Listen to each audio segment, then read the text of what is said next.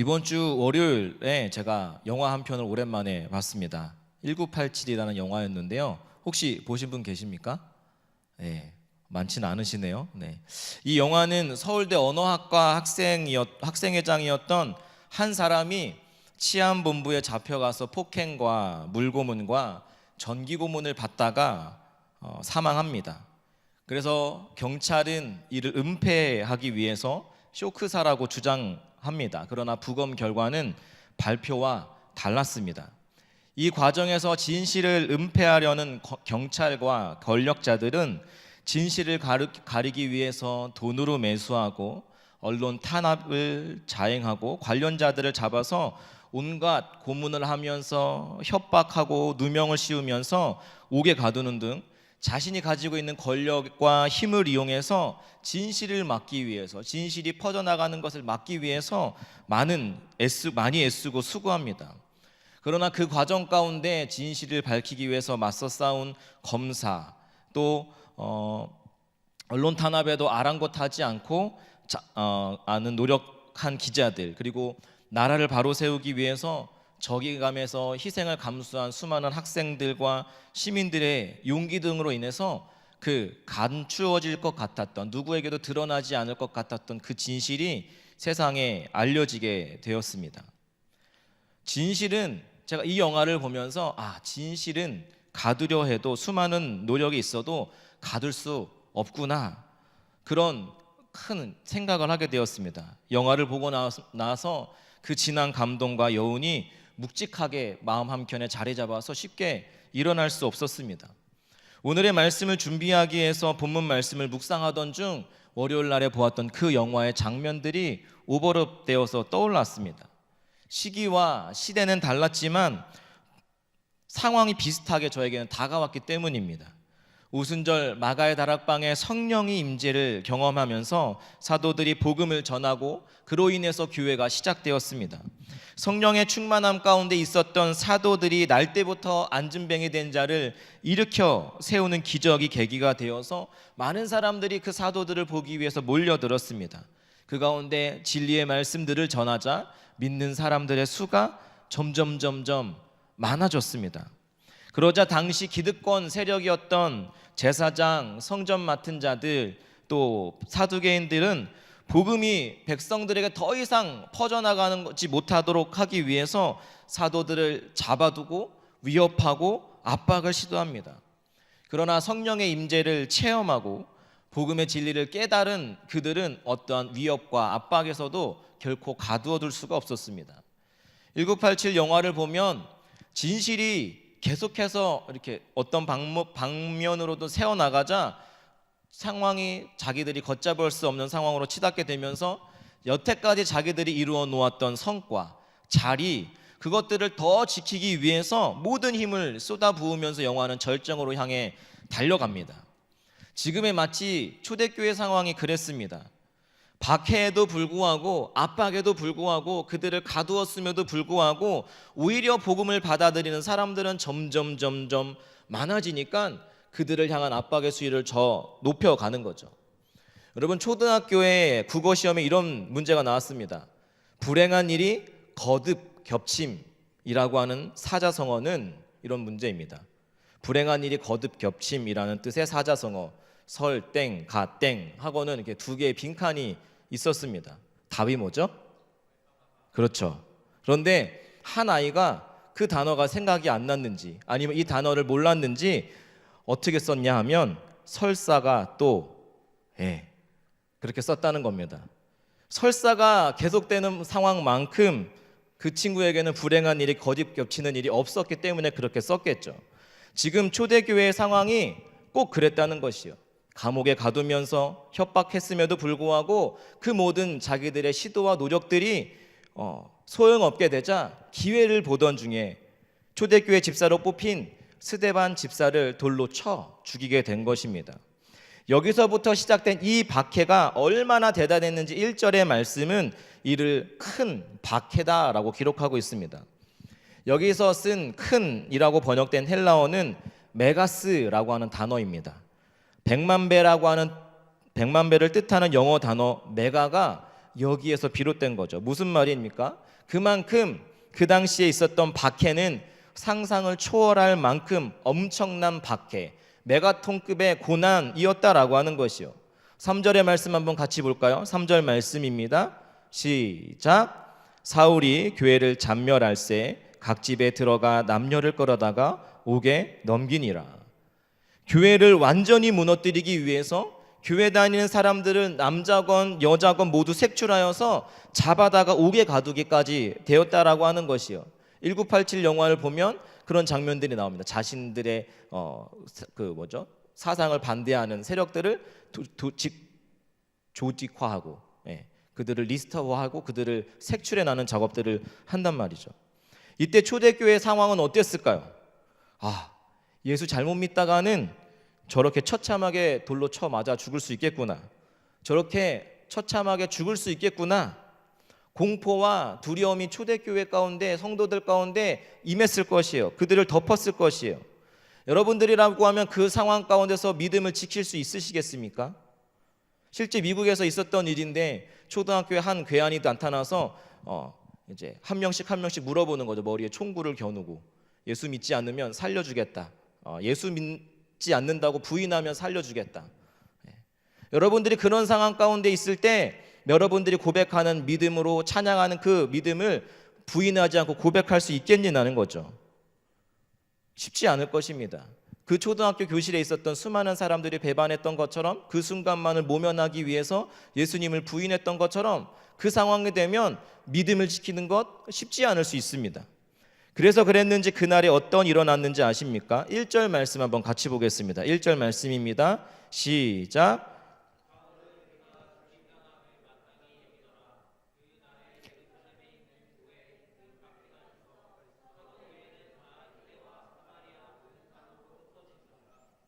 그날에 다 유대와 사마리아와 모든 땅으로 어떻게 됐다고요?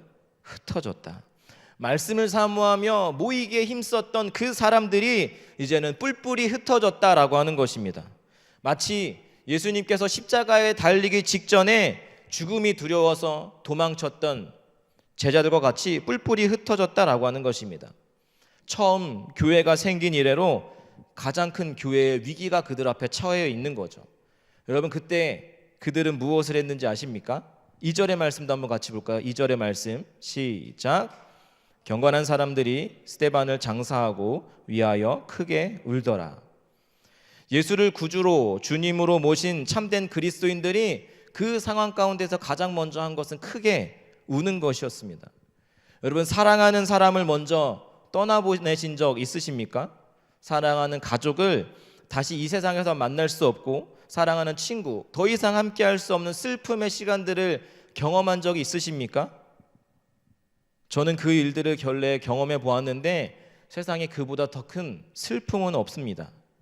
스데반은 성령과 지혜가 충만하여서 많은 사람들에게 칭찬을 받던 사람이었습니다.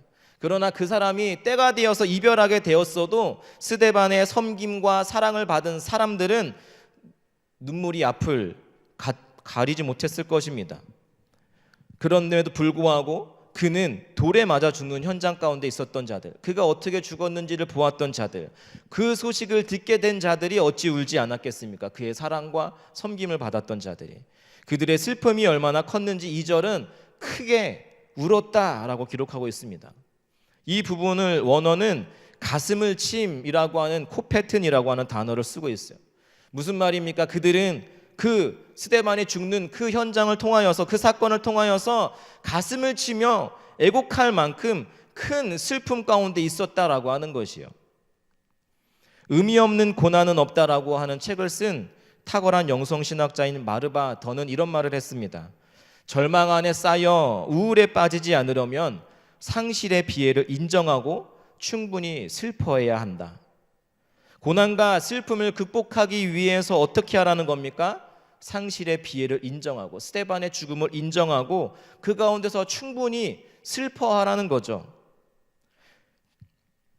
지금 그래서 경건한 사람들이 스데반의 죽음 앞에서 가슴을 치며 충분히 슬퍼하고 있는 것입니다. 왜죠? 그러한 충분한 슬픔을 통하여서, 그 경험을 통하여서 슬픔을 딛고 일어설 수 있기 때문에. 여러분, 아무리 눈물을 참으려 해도 참을 수 없는, 눈물이 앞을 가리는 일을 경험할 때면 여러분, 참지 말고 하나님 앞으로 나오시기를 소망합니다. 그리고 하나님 앞에 나와서 그 눈물을 쏟아내어 보십시오. 우리가 믿는 하나님은 슬픈 자를 위로하시는 분이시며 우리의 눈물의 이유를 아시며 그 우리의 눈물을 닦아주시는 분이시기 때문에 그렇습니다. 그래서 여러분들이 그 하나님 앞으로 나와서 그 눈물을 쏟아내실 때 그 눈물을 닦아주실 줄로 믿습니다. 그리고 그 슬픔과 고난을 허락하신 이유가 무엇인지 그 과정 가운데 배우게 하실 것입니다. 깨닫게 하실 것입니다. 그리 아니하실지라도, 이해되지 아니하더라도 그 아픔 가운데서 주님을 온전히 바라보며 신뢰함으로 나아갈 때, 그 모든 시간들이 지나고 났을 때 그 시련을 내게 허락하신 이유가 무엇이었는지, 이 시간을 통하여서 나를 단련하고 연단하고자 하셨던 하나님의 계획하심이 있었구나라고 하는 사실들을 깨닫게 될 것입니다. 그러기에 여러분, 슬픔을 당한 자가 있다면 좋은 곳에 갔으니 더 이상 울지 말라, 슬퍼하지 말라, 그런 말하기보다는 묵묵히 그의 곁에서 있어주는 것. 그래서 성경의 말씀처럼 즐거워하는 자들과 함께 즐거워하고 우는 자들과 함께 울라는 말씀대로 슬퍼하는 자들 곁에서 함께 같이 눈물 쏟아내며 슬픔에 동참하는 것이 그들에게 더 큰 위로와 힘이 되는 것입니다. 그 가운데 하나님께서 그 슬픔을 충분히 견디고 경험하게 될 때 다시금 일어날 수 있게끔 되는 거죠. 그런데 어떤 이들은 울지 못하게 합니다.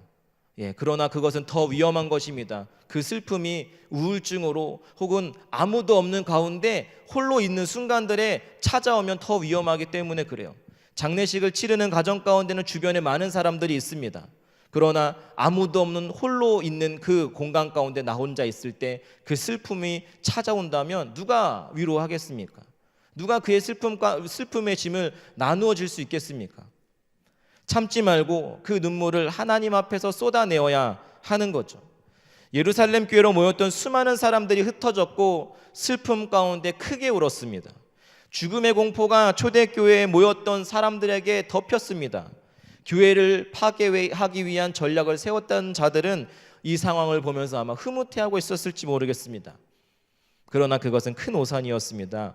흩어진 자들이 충분히 슬픔의 자리를 통하여서 또 일어났기 때문에 그렇습니다. 그로 인해서 일어난 일이 우리가 읽지 않았지만 4절의 말씀입니다. 같이 읽겠습니다. 그 흩어진 사람들이 두루 다니며 복음의 말씀을 전할세. 여기서 흩어진 사람들은 누구일까요? 바로 스데반을 장사하고 그 누구보다도 슬퍼했던 사람들입니다. 그런데 어떻게 그들이 그 슬픔의 자리에서 일어나 두루 다니며 복음을 전할 수 있었느냐? 스데반을 위해 애도하던 사람들은 스데반의 삶을 생각하면 생각할수록 분명해지는 사실이 하나 있었는데, 스데반이 무엇을 위해서 그렇게 돌에 맞아 죽으면서까지 그 믿음을 포기하지 않았는가, 그의 삶은 무엇을 위해서 달려갔는가 하는 것이었습니다.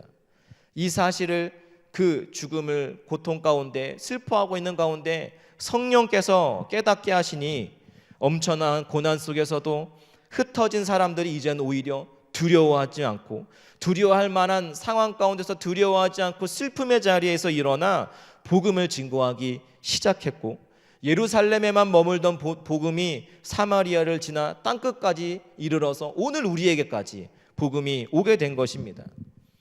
메가톤급의 엄청난 박해가 있었음에도 불구하고 성령께서는 여전히 그들과 함께 하셨고, 그의 죽음이 무엇을 의미하는지 그들의 삶 가운데 깨닫게 하셨던 것입니다. 여러분, 성령이 없는 상태에서 죽음의 위협과 압박은 효과를 거둘 수 있습니다. 과거 예수님과 3년 반 동안 동거동락했던 제자들의 모습을 보십시오. 그들은 예수님이 하시는 말씀을 직접 들어서 보았고, 예수님이 행하시는 수많은 기적들을 보았습니다. 그리고 수많은 사람들이 그래서 예수님을 환호하고 따르는 것들을 보았습니다. 그 가운데 그들은 이렇게 이야기했습니다. 주님, 제가 죽기까지 주님 따르겠습니다. 호언장담했던 제자들이었지만 결정적인 순간에 주님이 십자가의 그 죽음의 위협 앞에 처해 있을 때 그 예수님 곁에 있었던 사람들 아무도 없었습니다. 자신들의 의지와 결단만으로는, 노력만으로는 엄청난 박해와 압박을 견뎌낼 수 없으며 특별히 죽음의 위협 앞에서는 그가 고백했던 그 믿음 지켜내기란 어려운 것입니다. 그러나 성령의 임재를 경험한 제자들, 과거와 같이 죽음의 위협 앞에, 동일한 위협 앞에 놓여 있었지만 그들은 이전의 그들이 아니었습니다.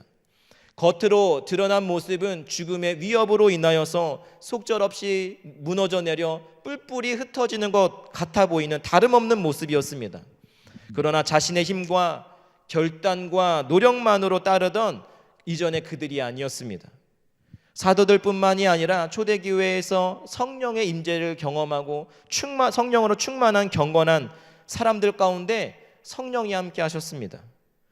그러기에 힘으로 제압하고 억압하고 그들이 갖고 있는 진리를, 그들이 경험한 복음을 가두려는 수없이 많은 시도 가운데서도 오히려 그들은 넘어지지 않고 굴하지 않고 뿔뿔이 흩어졌음에도 불구하고 그들이 소유한 진리는 가둘 수 없었습니다. 몇몇 사람은 죽음으로 가두는 것처럼 보일 수 있었을지 모르겠습니다. 그러나 진리는 가둘 수 없었습니다. 오히려 큰 박해가 진리를 가둔 것이 아니라 예루살렘에만 머물고 있었던 그 진리가 예루살렘을 떠나 흩어짐으로 사마리아와 그 주변 나라와 온 열방을 향하여서 복음이 흩어지는 계기가 되었습니다. 진리의 말씀이 퍼져나가게 되는 시작점이 되었습니다. 그 결과가 8절의 말씀입니다. 진리가 선포된 그 성에 큰 기쁨이 있었다라고 기록하고 있습니다.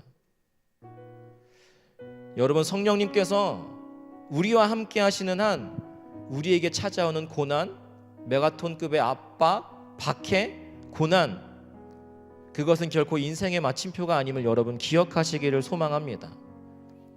고난 가운데 있다고 할지라도 여러분 그 고난 가운데, 큰 압박 가운데 두려워하기보다 어떤 상황 가운데서도 우리를 떠나지 않으시고 우리와 함께 하시며 우리를 선한 곳으로, 좋은 곳으로 인도하기를 원하시는 그 하나님을 온전히 신뢰하며 그분 앞에 나와 고난과 박해 가운데 일하시는 그 하나님을 온전히 바라보기를 소망합니다.